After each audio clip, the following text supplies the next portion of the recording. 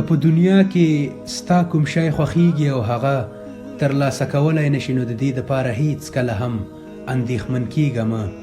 ځکه پیغمبر صلی الله علیه وسلم فرمایي یو شی به ستا خوښیږي خو الله به هغه ستا دپاره لیکلی نه وي، او که بیا د دنیا ټول انسانان سره راټول شي او وغواړي له تا سره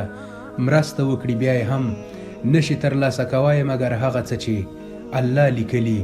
او که هماغه څه یې ستا دپاره لیکلي وي او هغه د غرونو په تل کې وي د هغې ځای نه به یې راباسي او تا ته به یې درکوي، ځکه په ځمکه او اسمانونو کې چې څه دي ټول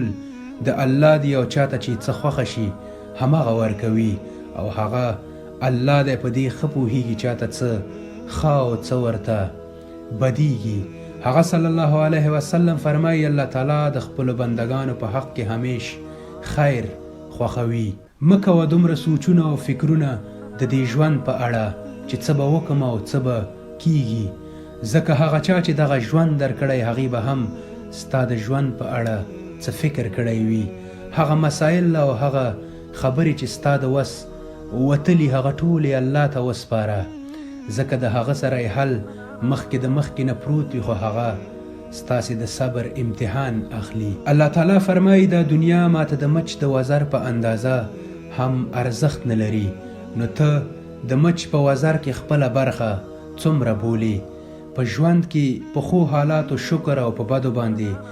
صبر وکړه، قرآن یې موږ ته وایي. السلام علیکم.